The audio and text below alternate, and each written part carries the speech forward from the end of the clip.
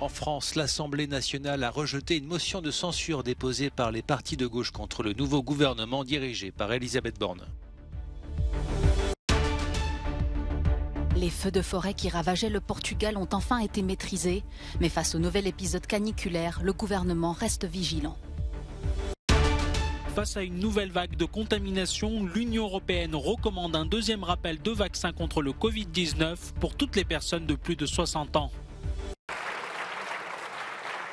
En France, la première ministre Elisabeth Borne a sans surprise échappé à une motion de défiance déposée par la NUP, la coalition des partis de gauche à l'Assemblée nationale. Sans l'appui des autres groupes d'opposition de droite et d'extrême droite, cette motion n'avait aucune chance d'obtenir la majorité absolue de 289 voix qui aurait permis de faire tomber le gouvernement minoritaire issu des dernières élections législatives. Au final, la motion n'a été soutenue que par 146 députés.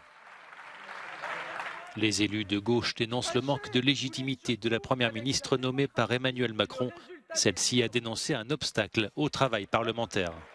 J'aurais aimé vous retrouver pour parler emploi, éducation, santé. Dit simplement, j'aurais aimé vous parler des sujets qui préoccupent les Français, qui pèsent sur leur quotidien et pour lesquels ils nous demandent des réponses. Cette motion de censure a repoussé les débats sur la situation sanitaire alors que la France fait face à une nouvelle poussée épidémique. Les députés devaient examiner dans la soirée des mesures pour freiner l'explosion des nouvelles contaminations au Covid-19. Emmanuel Macron, rattrapé par son passé.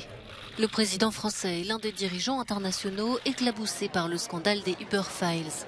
Réalisée grâce à la fuite de milliers de documents internes, une vaste enquête journalistique internationale révèle comment des personnalités politiques de premier plan ont aidé directement ou indirectement au développement de la multinationale américaine, souvent au détriment de la législation nationale.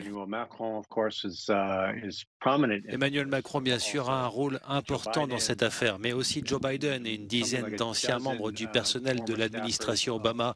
Ils ont œuvré à l'adoption du modèle Uber qui, par définition, bouleverse les protections du travail et le droit du travail.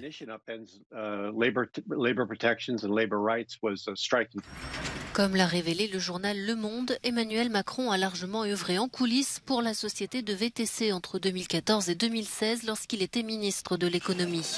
Mais les lobbyistes de la firme ont été très actifs dans de nombreux pays pour imposer une dérégulation du marché. Ils ont eu un mépris flagrant pour les lois fondamentales de l'état de droit. Ils ont ignoré les législations locales. Ils ont fait irruption sur les marchés sans licence, sans autorisation et ont commencé à saper fondamentalement le marché. En France, les oppositions à gauche et au Rassemblement national ont haussé le ton ce lundi, sommant le chef de l'État de s'expliquer. La chef de file des députés de la majorité estime, elle, qu'Emmanuel Macron n'a fait à l'époque que son travail pour faire en sorte que des entreprises s'installent en France. Au Portugal, les équipes de pompiers se relaient sans relâche. Plus de 2800 personnes ont été mobilisées pour venir à bout d'une série de feux de forêt qui ravagent le pays depuis une semaine. En 6 jours, 3000 hectares de forêt ont été ravagés et plusieurs habitations entièrement détruites. Dimanche soir, les feux sont enfin maîtrisés. Un repos de courte durée. Ce lundi, l'Institut météorologique portugais a émis une alerte orange pour la semaine à venir. Une vague caniculaire avec des pics pouvant atteindre les 45 degrés. Face à la gravité de la situation, Lisbonne reste vigilant. Le gouvernement a décrété l'état de contingence jusqu'au vendredi 15 juillet afin de mobiliser d'autres services de secours.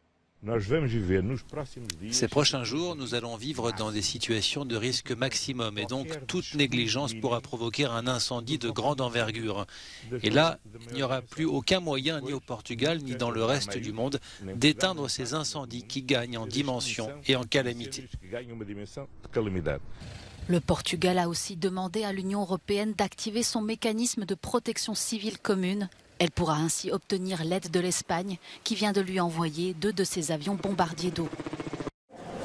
La menace de la pandémie pèse toujours sur l'Europe. Face à une nouvelle vague de contamination, l'Union européenne a recommandé lundi un deuxième rappel de vaccin contre le Covid-19 pour toutes les personnes de plus de 60 ans. Dans la plupart des cas, il s'agit d'une 4e dose de vaccin. Cette recommandation vaut également pour toutes les personnes vulnérables, indique le Centre européen de prévention et de contrôle des maladies dans un communiqué. En avril, la recommandation concernait les plus de 80 ans. Avec l'augmentation des cas de Covid-19 en Europe, je recommande vivement à tout le monde de se faire vacciner le plus rapidement possible, a tweeté ce lundi la commissaire européenne à la santé. Selon les données de l'Organisation mondiale de la santé, les contaminations sont en forte hausse depuis fin mai en Europe à cause du caractère plus contagieux du sous-variant BA5. L'arrêt de Nord Stream 1 plonge l'Europe dans l'inconnu. Le géant russe Gazprom entame ce lundi des travaux de maintenance des 2 gazoducs qui acheminent une grande quantité de gaz à l'Allemagne ainsi qu'à plusieurs autres pays de l'Europe. Cet arrêt temporaire n'est qu'une formalité technique, mais dans ce contexte de guerre en Ukraine et de crise entre Moscou et l'Occident, Berlin est inquiète. Nord Stream 1 fait toujours l'objet d'une maintenance en été avec notamment la fermeture des gazoducs qui dure généralement 10 jours. Mais compte tenu de la situation actuelle, il ne serait pas très surprenant que l'on découvre un petit détail technique et que les responsables disent qu'ils ne seront pas en mesure de réactiver le site. Par conséquent, il est certain que la situation est actuellement tendue. Pendant ce temps, le groupe italien Eni a affirmé lundi que Gazprom avait encore réduit d'1 tiers supplémentaire ses livraisons de gaz. Depuis le début des sanctions occidentales contre Moscou, les exportations de gaz russe vers l'Europe sont en baisse constante.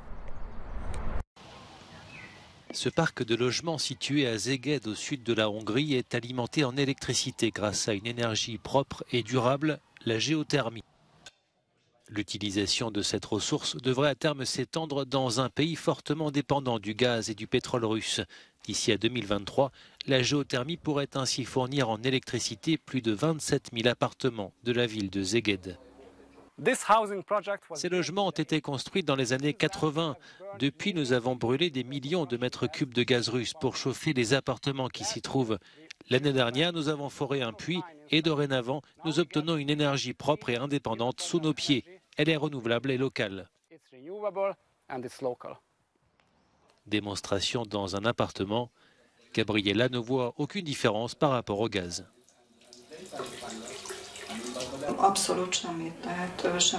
Que ce soit dans le chauffage ou dans l'eau chaude, je ne vois pas de différence. La géothermie consiste à convertir en énergie la chaleur produite par le sous-sol de la Terre. Des puits ont ainsi été forés pour avoir accès à des eaux brûlantes situées à 2000 mètres de profondeur, dont la température peut monter jusqu'à 90 degrés. Comme à Szeged, de nombreuses communes hongroises sont dotées de réseaux de chauffage urbain datant de l'ère communiste qui pourraient basculer bientôt du gaz à la géothermie. Cette transition permettra à terme à la Hongrie de renforcer son indépendance énergétique et de réduire drastiquement ses émissions de gaz à effet de serre. Des capsules aériennes qui permettent de voyager à plus de 1000 km/h. Hyperloop, le projet de transport révolutionnaire, continue de fasciner les ingénieurs du monde entier. Parmi eux, les étudiants de l'Université technique de Delft, aux Pays-Bas. Ils travaillent au développement de leur propre véhicule. Nous avons mis sur notre nacelle des aimants permanents, comme ceux que l'on met sur le réfrigérateur ou dans les véhicules. Et sur la piste, nous avons des bobines à travers lesquelles nous faisons passer du courant. Et comme ça, nous propulsons notre capsule avec un moteur très efficace. Imaginé par Elon Musk il y a plus de 10 ans, le projet est encore au stade expérimental. Plusieurs équipes dans le monde entier planchent sur sa concrétisation. Mais pour ces étudiants, pas de doute, Hyperloop est le transport du futur. En fait, nous construisons un train à vide à lévitation magnétique qui devrait remplacer les avions à l'avenir. Notre prototype technique peut atteindre 75 à 80 km/h, mais la technologie à l'échelle réelle, la mise en œuvre complète, devrait permettre d'atteindre environ 1000 km. Les étudiants de l'Université technique de Delft sont directement suivis par SpaceX, impressionnés par leur premier prototype. Ils ont également remporté plusieurs fois la European Hyperloop Week, se plaçant ainsi en tête des projets Hyperloop développés en Europe. Des résultats encourageants pour cette équipe qui présente pour la première fois son projet au grand public. Tout le monde a travaillé très dur sur ce projet. Nous sommes donc très fiers de ce que nous avons accompli et nous espérons pouvoir contribuer à l'idée de l'Hyperloop. Plusieurs entreprises européennes en sont déjà au stade de l'expérimentation à échelle humaine. L'une d'elles, basée en Italie, aimerait ouvrir une ligne entre Venise et Padoue pour les Jeux olympiques d'hiver de 2026.